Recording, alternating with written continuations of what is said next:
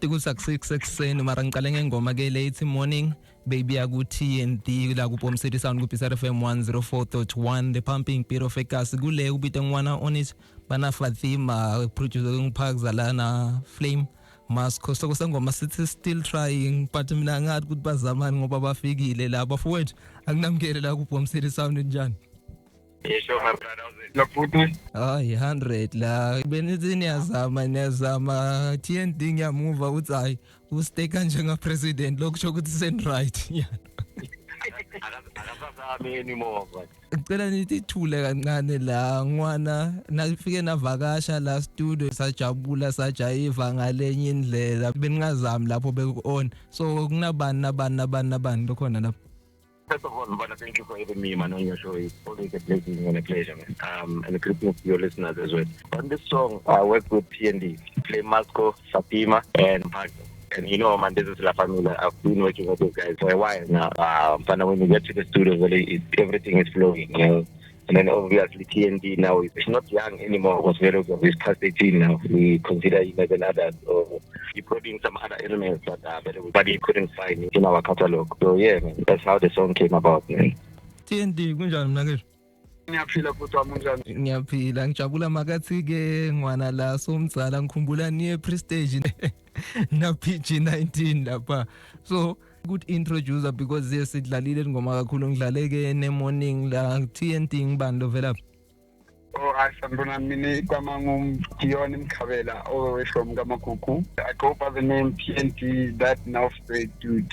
Yeah. So yeah, basically I've been making music for a while but only now I start getting the platform that I've been needing so much.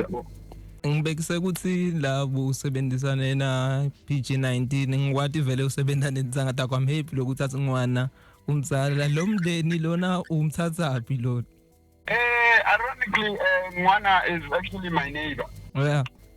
Yeah, so Mwana saw me while I was still working with PG19. He was like, hey man, pull up to the studio one day, let's see what we can cook up. Mina ngizototsi ngwana saw me when I'm still trying but No, clearly in fact I had tried already. So things are flowing. Phakza kunjani? Mina ngiyakutshela kamnandi njalo ngizokwenza. Yeah, wena awutry la uproduceile Flame ngimgcine kudzala uhlale ukhona ngidlala ingoma la bathi ngibambe ngiyathemba leli beat libanjwe nguwe leyo ya endle. Yeah. That's me. Akekho la ngicela ukukhulumele wena bekuyingoma yange Valentine wathi no awuthi ngiyibambe nami ngiyiproduce la kuyi Valentine or No, actually that song lesekusikhathi man sazi ukuthi lesisolo sifile la lesikhathi ukuyirelease kusengathi isikhathi lesi-right until nyalo but in this year and just no man lengoma ufuna ukuyikhipha yena ayiphushe cause ufila kunyalo isikhathi lesi-right ukuthi akhona ukurelease ama-projects cause besolo sibhizi ngalokunye kubona esayidini. ngifuna kutshola wena nangwana yini lena nto ukuthi no asisebenze together because wonke umuntu ufuna ukuthi veta yena senesikhathi leside nisebenza together that's why ngijabuliswa ukuthi ngumndeni lo la kulomculo lela familia yini nenda ukuthi no asihlale sibuye together because now bongasho ukuthi no ndodana ngifuna ukuphushela into yami nangwana nje athi ngifuna ukuphushela into yami ushilo ke la ukuthi no ngifuna kuvele Majida na TNT and awusingi makhelwane wena uthi ngivete lokho ucala ukuthi awusingi makhelwane so yini. But the thing is the answer ikhona lapho kule question yabo ukuthi si family yabo and once in a while if my family sabe nema gathering yabo so as much as nami ngenda kwami esayidini but once in a while kwamele kune gathering sihlangana sino man say asende something as la familia sibona ukuthi ngasibeka yabo ngoba think ukuthi lokubalekile kakhulu ukuthi as much as sonke siphusha kuma different directions yabo athi kufuneka kufika isikhathi la sibambana khona sonke siye ku direction leyo one. Uyabona kuhle kuba ngimakhelwane wangwana ke la senami ngifuna kuba ngumakhelwane ngoba nje kuba ngimakhelwane kulula ugcina ungena nathi kwengoma la lengoma khona le part la kathi TNT khona yena soshisa impepho mawungakhumbula iEnemies ubuka lo music video khona ngwana unit la kafika shisa impepho but kusi utibonile letinto utifunzile la so engwana ngifuna ukuthola because uthi TNT ngimakhelwane wakho most bomakhelwane abavami kubuka lo laceleni ukuthi wendani bafuna kuphumelele yena umqale nini kumbona ukuthi this guy is talented njengoba sowubekisa la kuthi no uyibona usinyalo isali join amndeni? No man, TND actually is being asking me, man, we need to work, bro. Yeah. So when I was staying in town, let's say, he once hit me up on WhatsApp, but man, please send me a beat. I send him, and I was busy that time. But then, fortunately, when I moved in the side, we became neighbors. So I was one against the beat the other day, especially this one of Still Shine. And I realized, when you make a beat and you get excited, you hit the full blast. So you're like, hey, Juana, what's going on? And as a neighbor, I'm like, hey, come through, yeah, come record. And then he put a hook and a verse. While he was busy with the verse, Masco hopped in the studio. And that's why you hear that choir element and stuff like that. Because Masco, he's a pastor, that one. Yeah. So, yeah, that's basically that's how the song came about. But to answer your direct question, man, you cannot deny talent. When we are destined for something, whether you're going to help them or not, God is always going to find a way for them to succeed. Fortunately, I was also on the helping hand. Would say, TND, let me assist you with this type of sound and let's hear, how we're going to maneuver around it. Then this beautiful song came up. And there's a lot of songs that are coming, not that. I don't want to lie to you. Mina ngeke ngisabuda ngamasko ngoba ngiyakuthi isho se uphuma enkonzweni utsiniwe bekungathi nokuthi mfundisi la. No, he's still in church. Yeah. He's still in church. But hey, you see now you're gonna make me fight with Masco. So it's not beef, man. He's still in church, but he's a good man of God. Asikhulume nga Fatima. I think before this song iphuma bekunengoma lonayo na Fatima, if I'm not mistaken. Ngiyacabanga bena yeah, umthatha bien. Fatima, when we used to be like busy with events during lockdown, yeah. I don't know if you still remember, we used to do a link up, and then we did a link up, Sisters with Voices. So I was on the lookout for female artists and creatives. Fortunately, she inboxed me on Facebook, and ever since then we started working together. She came to the studio, was taller apart, recorded like 3 songs that never came out. That was like 3-4 years ago. And then we went back to what we used to do with Fatima. And then, hey man, stay away. Now the song is too nice. We actually have to launch it. But unfortunately, Fatima, when we lost contact because of, people lose phones and stuff like that. And we reconnected again. We released this beautiful song called The Stay Away. So yeah, your listeners must look out for it, especially those who are going through a lot in relationship. It might uplift them. I hope you are not going through a lot, my best present. No, good. La mina bengisafuna ukutshela ukuthi shaya link up futhi because ngiyo le yakulink up na Fatima but ngcono. Nike ngiphinze nabuye nahlangana la. This song ihamba yodwana kumbe ikule project because u release a project one. Yeah, it's on La Familia 2. La Familia 2, there's like 20 songs, I think. But La Familia 2, the reason why I was slow in terms of releasing it is, man, when you're working with people, you have to make sure that the paperwork and stuff is proper. And so some of the other guys, they went on and we couldn't find them, but we ended up getting each other, we released it. Uma umsebenza nemndeni wabona mawusebenza namakhelwane kulula kuphuma ingoma leyi1 kwaba so mawusebenza nemndeni vele kuvame makumele sende ma split sheet. Yeah, I can just need a plate in there. Hey. Hayibo kube lula. TND ngibone ma feature namanyeni kakhulu mina ke nalaba featureile nele Elvis lebengikhuluma ngayo lapha bakufeatureile khona mhlambe lesikulenzelako kuwe kumbusa busy ngala ma feature khona lokudoda. Hello, my brother. I have few singles in line, but nothing solid in terms of a project. But Leongo Shatia Nangwana, as I am working with him now. But we have some singles that we've been working on that are surely they're gonna move the crowd, man. Ukhuluma ngoyimove ground nglomunye wabanleba ngimuva ko ngakubona stage ushilo ngana uthi talented ngendlela uversatile ngayo ngale bengijabule ngoba bengive sound ye Afrobeat la ku Elvis ubuya ngalelinye side uyathi kwe trap nyana uyeva ukuthi okay mawuzama but awuzami la ucula kahle so simevi style sakho maybe kumbe uversatile artist. I mean, my brother, I like to take myself as a full-blown artist, I delve in different genres, Yeah. I like to believe with as an artist that's a good box. I can't say I'm a rapper or a trapper, but as any beat, I'll come up with a song that fits the mood for that time. Cela sibhokuse makhelwane because utongitsotsa lento lekufuna ngoyibuta simfaki la kule question le so siyampo boxa nyalo kukhona mhlambe bantu lo bukele kubo la Mbombela la sikhona khona ngize ngiyibude so umakhi njengoba ushilo ukuthi ma Rodman nani ngifuna ukuthola ukuthi le scene uyithathe because ngithi style sakho sihlukile but ngifuna ukuthola ukuthi khona le bukele kubo la Mbombela. Personally, in Bombela, I can't say look up to, but I'm influenced by a lot of people because all of them are actually artists, you know. Yeah. My friends all make music, you know, the likes of Jet Fuel, Big Sauce, PG-19, Dyson Fajita. I can name them, those two key segments. The sad part is most people don't even know about us, that we actually make music. And we make good music, you know. Crazy. So I pick up a few things from all of those people here and there. Okay, thando fixa something. Siyatingani ngosendlala la bonke labantu labo bokhwezi bake bafika bokhwezi Royal nabo PG-19 nginile ngadi ukuthi siyanathi. So that's why I joined lo mndeni lo. Uyabona njengoba ujoine lo mndeni.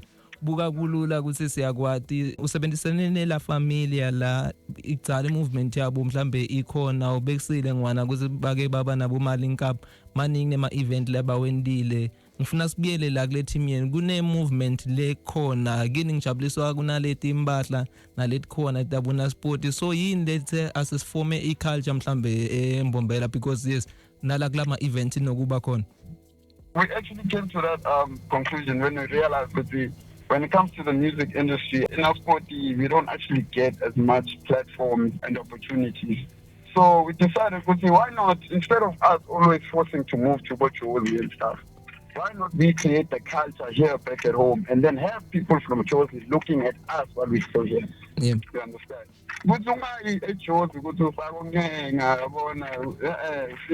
They already know what I back home we are shy. Since uqalile injani nyalo because letinto lesikhuluma ngato tinto leti bonakala ko music video ukhona ama performances akhona ama feature akhona net le yamakhe le angithembi kahle.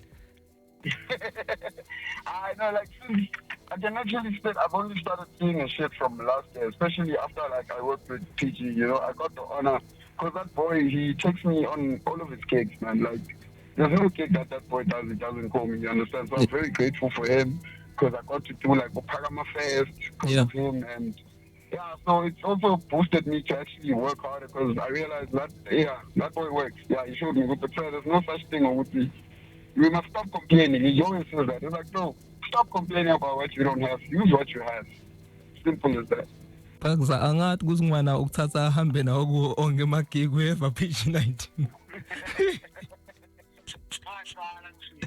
Akuthi wena njani mina kethu kuba behind esina ngisi umuntu mhlambe lo hlale avela umculo nawo ukhona la njengoba ngishilo ukuthi ya endle kukhona mhlambe lesingakulinzela kuwe kumbe nawe no sense ujoyine lo mndeni lo senipusha ama artist ukuthi nami ngingeta kulo Vetal Talent lami ngangipusha kona kukhona umsebenzi eminingi kakhulu like sema project esingawucela lamaningi kakhulu just ukuthi angithi yonke into idinga iplan idinga isikhathi so njenganyalo sithi lokukhona asifocus kule project le familia sipusha yona but nami kukhona kwami lokukhona ngoba mina ngisho ngathi ngifake kuphela also ngipart of iband the house where la kuna endle khona kuna Dave na Clement as a band senda my live performances yabo so kuningi lokuselayini nje vela kahle kahle but kwanyalo ilokuphambili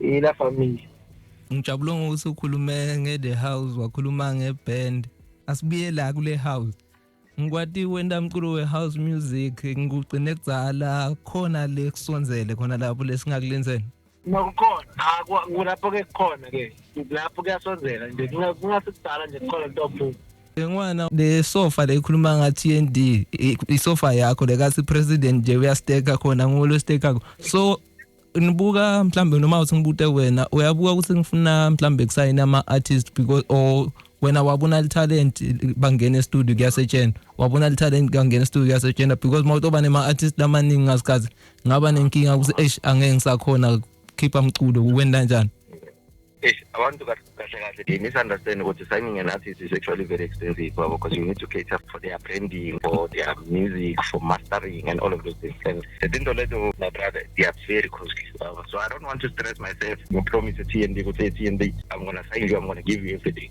But if I come to you, I'm saying, hey boy, let's work. Whatever I have, I will use it. Whatever you have, you use it. I will like, it's like even now. I'm like, hey, there's a friend of mine there at BCR. I want to come through, let's have an interview together. I want to going forward. Now you guys, you know each other, you know, you'll be much easier. Stuff like that. But then when come, and you know, most artists sometimes they don't understand after an investment, because hey, I need to get back my investment and stuff like that. And I'm trying to avoid that, but it is my wish to have a proper stable, and I push artists that really need help and they are really talented. For now, we're just having a mutual working relationship with everyone I'm working with. Lengasho ukuthi umnike kona impepho ngoba uvile ugcine sekakhuluma ngayo la kuzino at least. And I guess what my presenter, I always preach this thing, we mustn't drift away from our African culture.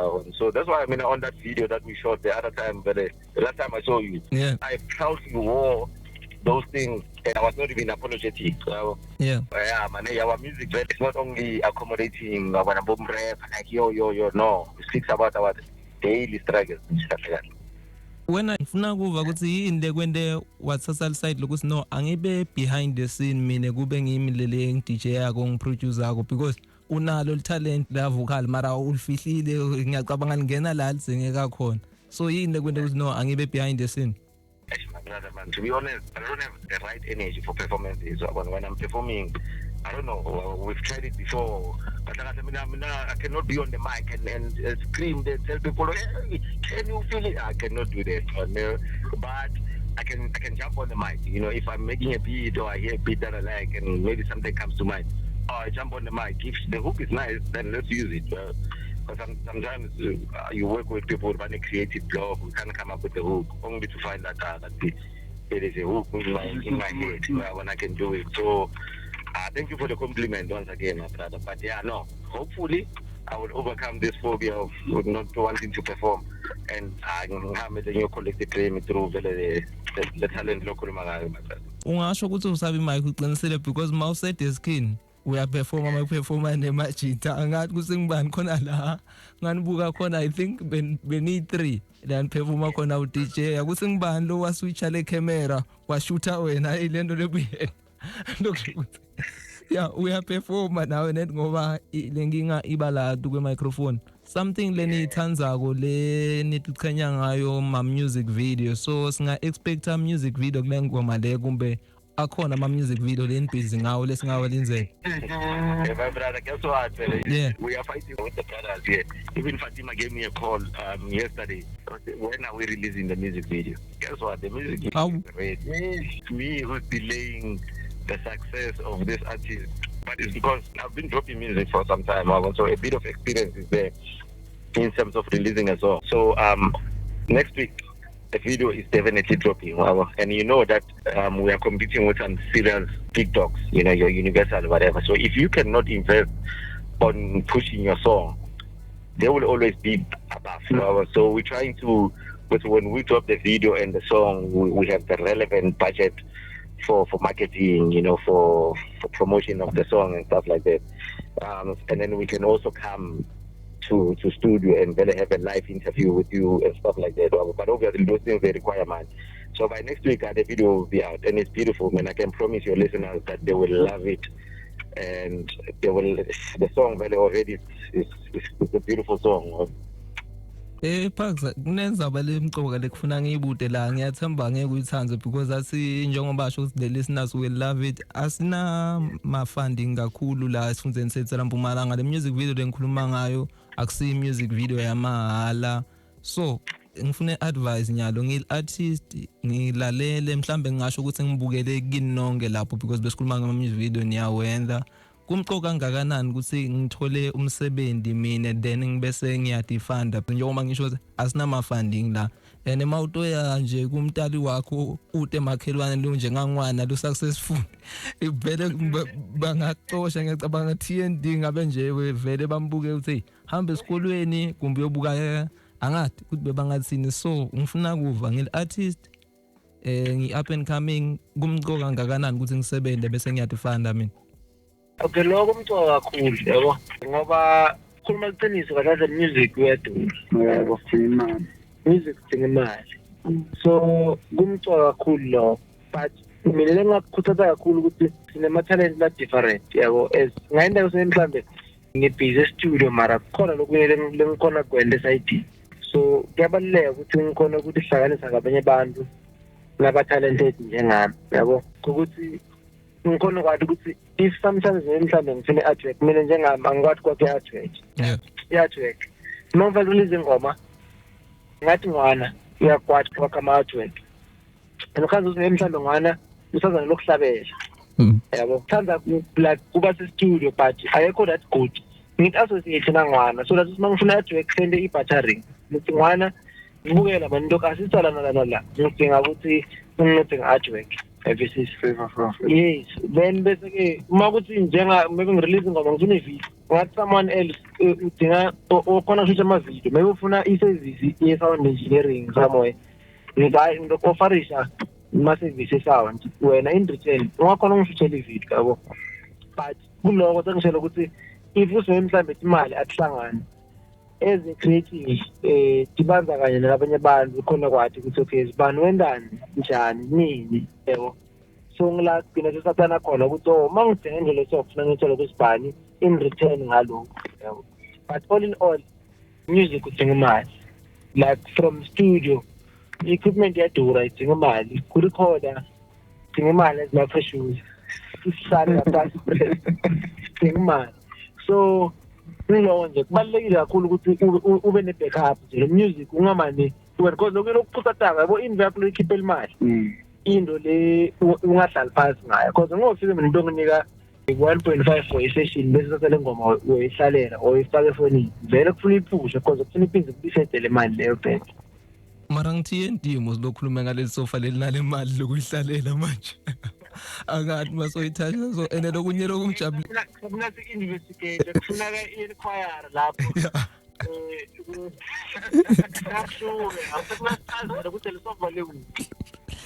lokungijabulisile ukuthi ngwana unaye lapho nguwe loze akekho talented so angeke ngingene ngicela ukubiyela la kuleli phuzulu locetha kulibeka la then utangathi ukuthi alithasha uthini ubekusenga ukuthi ani lana sibuke umculo ukuthi nginema skills lamaningi ngingaphilisa ngawo ubabekisa ngwana uyaproducer ngwana uDJ lamajida amabaka performer so mababhuke out kuzayo performer ngiyacabanga nangwana kutofuna athole ifee ngiko ubekise na TND ukuthi bayambidla la so wena lento loyishoko kusi ngingabuki into leyi-1 because bengingathi mina umusic akangiphilisi wena uya DJya bangakubita uye ku DJya uhambisana neband ngilokunye lokho asisho ukuthi nginomunye emholo then bangakubitela ke producer because bengingakakubali la so usho njalo ukuthi wena lama talent lele nginawo angiwasebenzise onke then khona lokutangiphilisa